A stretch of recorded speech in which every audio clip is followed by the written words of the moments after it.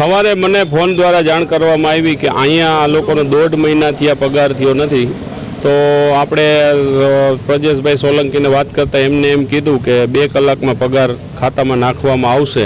પણ આ લોકોને જે બોનસ મળવું જોઈએ તે બોનસનું પણ લાલિયાવાડી ચાલી રહી છે અને ભ્રષ્ટાચાર અનેક મુદ્દા ઉપર ચાલી રહ્યો છે. આ ડબલ એન્જિનની સરકારનું જ્યારે ભ્રષ્ટાચારની વાત આવે ત્યારે 2 એન્જિન કેમ બંધ થઈ જાય છે તે સમજાતું નથી.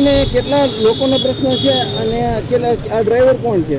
374 લોકોનો પ્રશ્ન છે અને ડ્રાઈવરો અહીંયા નજીકમાં બાજુમાં જ ઊભા છે. સિટી બસના છે ને ડ્રાઈવર છે આ લોકો છે. કોઈ ટ્રકના ડ્રાઈવર છે, કોઈ જેસીબીના ડ્રાઈવર છે, કોઈ ટીપર વાનના ડ્રાઈવર છે. મારું નામ નારણભાઈ ડાંગર.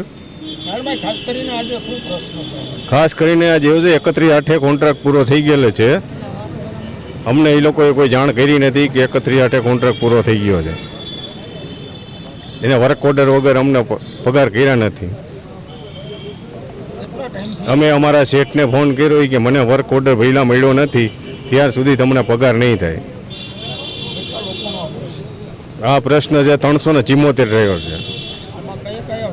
અલગ અલગ વ્હીકલર આવે છે.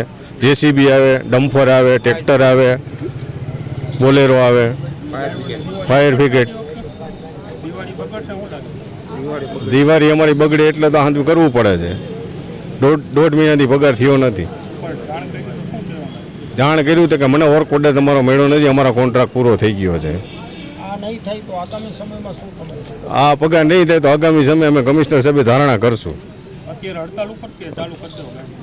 અત્યારે અમને એમ કે પગાર કરશું તો પગાર 2 કલાકમાં કરશો તો હમણાં પાછું ચાલુ કરી દઈ.